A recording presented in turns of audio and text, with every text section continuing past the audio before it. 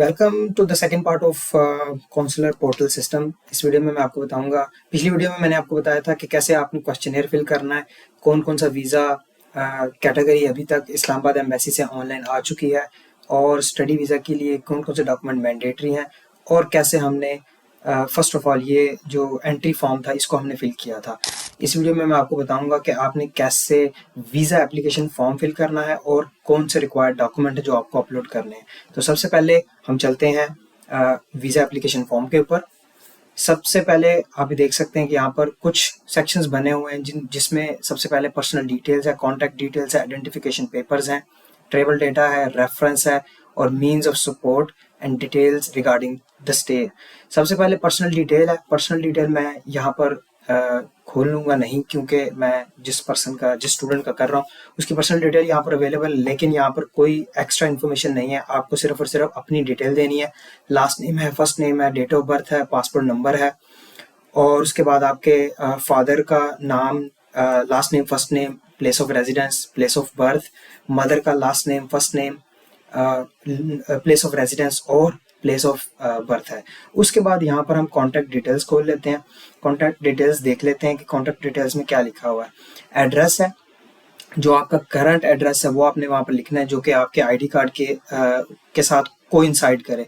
ID card वाली जो address है वो यहाँ पर आएगा, जिसमें आपके स्ट्रीट है, हाउस है, पोस्टल कोड इंपॉर्टेंट है, सिटी इंपॉर्टेंट है, कंट्री इंपॉर्टेंट है, आपके साथ कम्युनिकेशन के लिए टेलीफोन नंबर इंपॉर्टेंट है और क्या आप जो आपका पासपोर्ट है, क्या आप उस कंट्री में नहीं रहते, ये वो सवाल है। Is your residence in a country other than the current nationality. कहने का मकसद है कि क्या अगर आप पाकिस्तानी हैं तो क्या आपकी जो करंट रेजिडेंस है वो पाकिस्तान में नहीं है। अगर ऐसा है केस तो आप इसको यस करें, अदरवाइज इसको लीव ब्लैंक करें।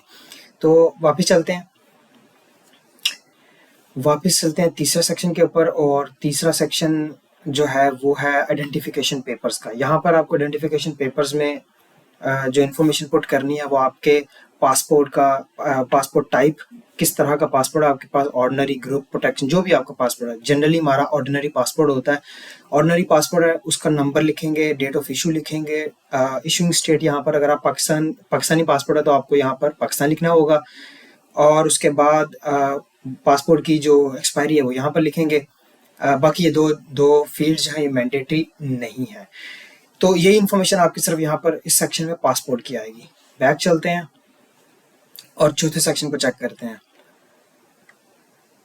फोर्थ सेक्शन जो है वो आपके ट्रेवल डेटा के ऊपर है, जिसमें आपको अपनी ट्रैवल की डिटेल्स देनी है।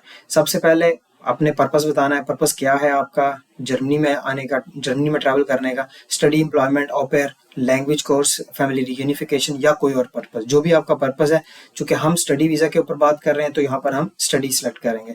इसी तरीके से अगर आप एम्प्लॉयमेंट के लिए आ रहे हैं तो आपको इंटेंडेड एम्प्लॉयमेंट भी यहाँ पर मेंशन करें। मैंडेटरी फील्ड नहीं है, आप छोड़ सकते हैं स्टडी के लिए। अब स्टडी नॉर्मली ये बड़ा इंपॉर्टेंट यहाँ पर सेक्शन है तीसरा, जहाँ पर डेट आपको लिखनी है। Intended length of stay in Germany. तो बेसिकली अगर आप बैचलर के लिए अप्लाई कर रहे हैं तो आपकी इंटेंडेड लेंथ 4 ईयर होगी, और अगर आप मास्टर के लिए अप्लाई कर रहे हैं तो आपकी इंटेंडेड लेंथ 2 ईयर्स होगी। इसी तरह अगर आप पीएचडी के लिए आ रहे हैं तो आपकी इंटेंडेड लेंथ 5 ईयर्स होगी, और अगर आप आ रहे हैं हाउस बिल्डिंग के लिए तो आपकी intended length of stay in Germany 3 years होगी। तो यहाँ पर आपने फ्रॉम लिखना, यानी कि किस डेट से आपको वहाँ पर जर्मनी में होना है। तो आप यहाँ पर जनरली विंटर या समर सेमेस्टर के लिए जाते हैं तो उसकी आपको डेट, स्टार्टिंग डेट यहाँ पर लिखनी है। फॉर एग्जांपल अगर लोग समर के लिए जा रहे हैं तो यहाँ पर 15 अप्रैल या 1 अप्रैल से आप शुरू कर सकते हैं, और अगर आप विंटर के लिए जा रहे हैं तो आप 1 अक्टूबर या फिर 14 अक्टूबर से स्टार्ट कर सकते हैं। चौथा सवाल ये है कि I intend to stay for no longer than 12 month. तो चूंकि आपने रहना 12 मंथ से ज़्यादा है तो आप इसको लीव ब्लैंक कर दें। अगर लीव ब्लैंक करेंगे तो आपको ये वाला फील्ड देना पड़ेगा। तो एग्जैक्टली जैसे मैंने आपको बताया कि 2 ईयर्स हो, 3 ईयर्स हो, 4 ईयर्स हो या 5 ईयर्स का स्टे हो, तो आपने वो कैलकुलेट करके वही सेम डेट 2, 3 या 4 साल आगे की आपने यहाँ पर डेट पुट कर देनी है। ठीक है, तो ये हो गया आपका ट्रैवल का। इसी तरह अगर हम नेक्स्ट सेक्शन पे जाते हैं तो नेक्स्ट सेक्शन जो है वो होगा रेफरेंसेस का। रेफरेंस का यहाँ पर जो सेक्शन है वो फिल आउट करना है। अगर आप स्टडी के लिए जा रहे हैं, हाउस बिल्डिंग के लिए जा रहे हैं या स्टडी के लिए जा रहे हैं, बैचलर हो या मास्टर हो, आपको यहाँ पर अपने एजुकेशनल इंस्टीट्यूट का रेफरेंस देना है। फॉर एग्जांपल अगर आपका एडमिशन हो चुका है तो आपने वहाँ पर एजुकेशनल एस्टेब्लिशमेंट या कंपनी या ऑर्गेनाइजेशन का यहाँ सेलेक्ट करना है। फॉर एग्जांपल आपका एडमिशन हुआ है लेट्स से TU बर्लिन में, तो यहाँ पर आप TU बर्लिन लिखेंगे। बेसिकली ये एड्रेस जो होगा वो आपके एडमिशन लेटर के ऊपर लिखा होगा। TU बर्लिन लिखें। TU बर्लिन के बाद जो मैंडेटरी फील्ड है वो आपको यहाँ लिखनी है कि first name of contact person. Normally इनका जो सर्विस सेंटर होता है उसका आप यहाँ पर नाम लिख सकते हैं। तो फर्स्ट नेम और लास्ट नेम में कुछ भी लिख सकते हैं, लेकिन आपको सर्विस सेंटर फर्स्ट नेम और लास्ट नेम में यही लिखना पड़ेगा। उसके अलावा जो इम्पोर्टेंट फील्ड है वो है आपकी यूनिवर्सिटी का एड्रेस होगा। वो कंप्लीट एड्रेस लिखें with postal code and city. लिखने के बाद कंट्री ऑफ कोर्स जर्मनी होगा।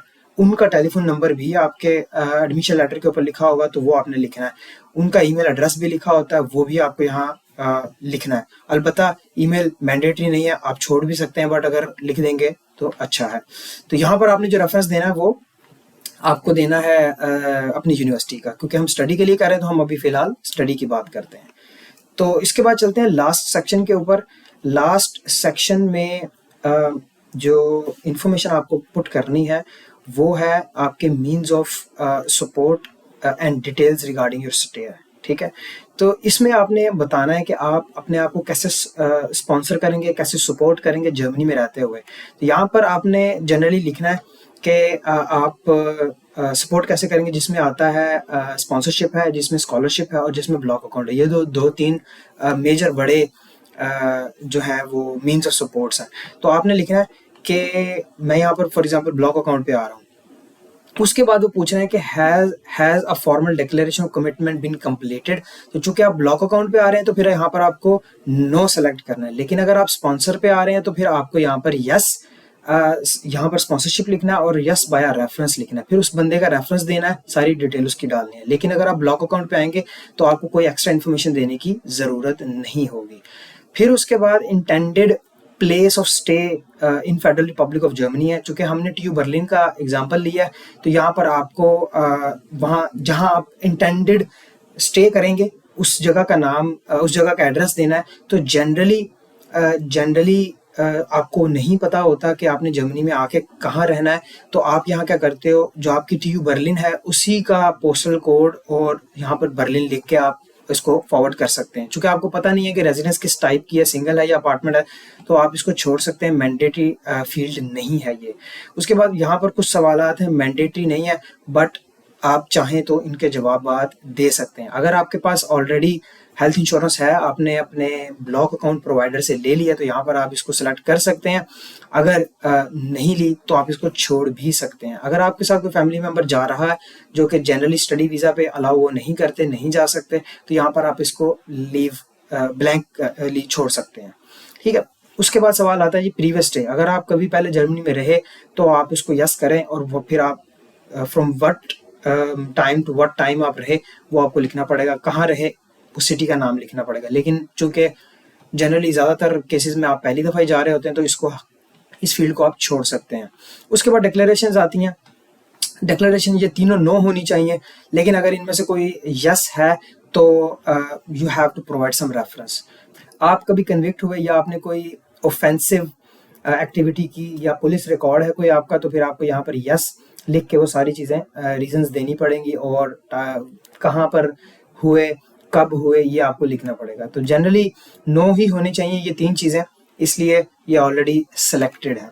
तो ये था सेक्शन आपकी वीज़ा फॉर्म का।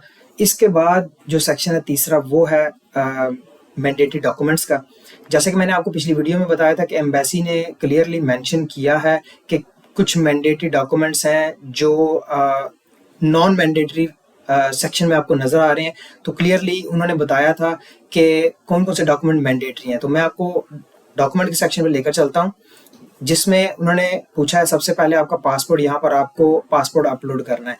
अब अपलोड जो है वो सिर्फ और सिर्फ 3 फॉर्मेट एक्सेप्ट होंगे, या PDF एक्सेप्ट होगा, या JPG एक्सेप्ट होगा, या PNG एक्सेप्ट होगा। तो ये 3 फॉर्मेट में से आपको कोई भी आपके डॉक्यूमेंट जिस इन तीनों में से किसी एक में है तो आपका काम चल जाएगा। और कोशिश करें कि ईच फाइल जो है वो 10 MB से ज़्यादा बड़ी ना हो, ठीक है। तो आपका अगर 10 MB से ज़्यादा बड़ी होगी तो आपका एरर आएगा। तो इस तरह सबसे पहले आपको पासपोर्ट अपलोड करना है और उसके बाद आपको ये एक लेटर ऑफ मोटिवेशन आपको लिखना है, जिसको लेटर ऑफ इंटेंट भी ये जर्मन एम्बेसी बोलती है। वो आपको फ्रीली लिखना है कि क्यों आप जर्मनी आना चाह रहे हैं, आपको जर्मनी आके क्या फ़ायदा होगा, आप कैसे जर्मनी में आकर अपने करियर को प्रोग्रेसिव साइड पे लेकर जा सकते हैं, कैसे आप जॉब फाइंड आउट करेंगे, क्या आपको फ़ायदा होगा, ये कोर्स क्यों आप चूज़ कर रहे हैं, इस कोर्स से आपको क्या फ़ायदा होगा, आपने पहले क्या पढ़ा है और इस कोर्स के साथ आपकी क्या रेलेवेंस है। ये तमाम चीज़ें जो है वो आपको लेटर ऑफ इंटेंट में लिखनी पड़ेंगी। तीसरा डॉक्यूमेंट मैंडेटरी CV है। सबको पता है यूरोपास में CV आपको बनानी है फ्री ऑफ कॉस्ट। आप यूरोपास की वेबसाइट पे जाएं, CV बनाएं और यहाँ पर अपलोड करें। उसके बाद बर्थ सर्टिफिकेट है, मैंडेटरी डॉक्यूमेंट है, आपका बर्थ सर्टिफिकेट लाजमी चाहिए होगा। अगर आपका बर्थ सर्टिफिकेट पुराना उर्दू वाला है तो आपको उसको जर्मन में ट्रांसलेट करना है, लेकिन बेटर ये है कि आप नादरा से लेटेस्ट वाला जिसके ऊपर उर्दू और इंग्लिश दोनों सेक्शन होते हैं वो वाला बर्थ सर्टिफिकेट निकलवाएं और यहाँ पर अपलोड करें। उसके अलावा कुछ डॉक्यूमेंट, जैसे मैंने आपको पहले भी बताया था कि कुछ डॉक्यूमेंट ऑप्शनल डॉक्यूमेंट्स के सेक्शन में आ रहे हैं। उनमें सबसे पहले आपका एडमिशन लेटर है, ठीक है। ये residence permit in the country of application, अगर आप पाकिस्तानी हैं और पाकिस्तान से अप्लाई कर रहे हैं तो ये आप पे लागू नहीं होता, आप इसको छोड़ सकते हैं। लेकिन अगर आप पाकिस्तानी हैं और UAE से अप्लाई कर रहे हैं तो यहाँ पर आपको UAE का जो इकामा लॉन्ग रेजिडेंसी है वो आपको दिखानी है। सऊदीया से कर रहे हैं तो इकामा हो जाएगा, और UAE से कर रहे हैं तो आपकी ID आएगी, एमिरेट्स ID आएगी, कतर से कर रहे हैं तो QID आएगी। इसी तरह किसी भी कंट्री से कर रहे हैं अप्लाई तो वहाँ का जो आपके पास परमिट है वो यहाँ पर अपलोड होगा, ठीक है। उसके बाद एडमिशन लेटर है, आपका फुल टाइम डिग्री में अगर एडमिशन हुआ है तो फिर वो आप एडमिशन लेटर यहाँ पर अपलोड करेंगे। अब जहन में रखें कि ये एडमिशन लेटर है, एनरोलमेंट लेटर नहीं है। एनरोलमेंट लेटर जो होता है वो आपका फीस पे करने के बाद, यानी कि सेमेस्टर की फीस पे करने के बाद आपको मिलता है। यहाँ पर वो मैंडेटरी नहीं है, अलबत्ता एडमिशन लेटर मैंडेटरी है, तो यहाँ पर वो अपलोड होगा। उसके बाद लैंग्वेज का सर्टिफिकेट यहाँ पर अपलोड होगा। मैंने पिछली वीडियो में बताया था कि जिस सर्टिफिकेट के ऊपर आपका एडमिशन हुआ है वही सर्टिफिकेट यहाँ पर अपलोड करना है। अगर आपका मीडियम ऑफ इंस्ट्रक्शन पे हुआ है तो आपको वो मीडियम ऑफ इंस्ट्रक्शन यहाँ पर अपलोड करना है। लेकिन मीडियम ऑफ इंस्ट्रक्शन पे जब एडमिशन होता है तो जनरली आपकी जो यूनिवर्सिटी होती है वो एडमिशन लेटर के ऊपर या फिर वो अलग से एक सर्टिफिकेट इशू करती है कि इस कैंडिडेट की हमने लैंग्वेज स्किल्स चेक कर लिया और उसके पास लैंग्वेज स्किल्स हैं, तो वो लेटर अगर आपको मिला है तो वो अपलोड करें, नहीं तो आप मीडियम ऑफ इंस्ट्रक्चर वाला सर्टिफिकेट यहाँ पर अपलोड कर सकते हैं। उसके बाद प्रूफ ऑफ सिक्योर लाइवलीहुड। अब यहाँ पर ब्लॉक अकाउंट होता है, लेकिन यहाँ पर उन्होंने क्लियरली पहली स्टेटमेंट में लिखा है, you do not have to yet submit the document for registration on the waiting list. You only have to upload the document when it is your turn to actually submit your application. इसका मतलब यह है कि online application submit करने के लिए आपको block account की रिक्वायरमेंट नहीं है, लेकिन जब एम्बेसी आपको बुलाएगी, एम्बेसी के अंदर बुलाएगी वीजा के एप्लीकेशन के लिए फिजिकली इन प्रेजेंस आपके फिंगरप्रिंट के लिए और डॉक्यूमेंटेशन के लिए, तब आपको ये डॉक्यूमेंट प्रोवाइड करना है ब्लॉक अकाउंट का। इसके ऊपर ब्लॉक अकाउंट मैंने एक वीडियो बनाई थी रिसेंटली टिकटॉक के ऊपर कि ब्लॉक अकाउंट के बगैर भी आप आ सकते हैं। तो वो 3 रास्ते हैं जो कि यहाँ पर मेंशन है, इनके ऊपर हम डिटेल से एक डिफरेंट वीडियो में बात करेंगे। अभी के लिए मैं आगे चलता हूँ, लेकिन ये जहन में रखें कि ब्लॉक अकाउंट ऑनलाइन एप्लीकेशन के लिए मैंडेटरी नहीं है। उसके बाद है जी हेल्थ इंश्योरेंस। जब आप एक्सपैट्रियो, कोरैकल या फिंटीबा पे अपना ब्लॉक अकाउंट की एप्लीकेशन सबमिट करते हैं, जब आपका अकाउंट खुलता है तो साथ में आपको हेल्थ इंश्योरेंस भी मिलती है, तो आपको वो करवा के रखना है। पैसे नहीं भेजने, बट अकाउंट खुलवा के रखें, आपको हेल्थ इंश्योरेंस भी मिल जाएगी। तो वो हेल्थ इंश्योरेंस डॉक्यूमेंट आपको यहाँ पर सबमिट करना है। आपको ये document submit at the time of application नहीं करना, but at the time of जब वीज़ा इंटरव्यू होगा तब आपको प्रोवाइड करना, तो आप ये एप्लीकेशन के बाद भी कर सकते हैं। अब अदर डॉक्यूमेंट्स, अब आप सोच रहे होंगे कि यहाँ पर प्रीवियस डिग्रीज की अपलोड करने की ऑप्शन नहीं आ रही, तो जो अदर डॉक्यूमेंट है उसके अंदर आपको प्रीवियस जितनी भी आपकी डिग्रीज हैं, मैट्रिक, इंटर और बैचलर, 2 सेमेस्टर वाली बैचलर या आपने फुल बैचलर किया है मास्टर में आने के लिए, तो वो तमाम डॉक्यूमेंट को मर्ज करें और यहाँ पर अपलोड करें। उसके बाद आप यहाँ से सबमिट कर सकते हैं एप्लीकेशन। जब आपके डॉक्यूमेंट कंप्लीट हो जाएंगे तो आपकी एप्लीकेशन जो है वो यहाँ सबमिट हो जाएगी। तो सिंपल प्रोसेस है, कोई ज़्यादा कॉम्प्लिकेटेड नहीं है। जब आप एप्लीकेशन सबमिट करेंगे तो यहाँ पर आपको लिखा आ जाएगा कि आपकी जो एप्लीकेशन है वो प्रीलिमिनरी रिव्यू में है। मैं आपको प्रीलिमिनरी रिव्यू दिखा देता हूँ। हमारे एक और स्टूडेंट का हमने सबमिट किया एप्लीकेशन, मैं आपको उसकी प्रोफाइल दिखा देता हूँ।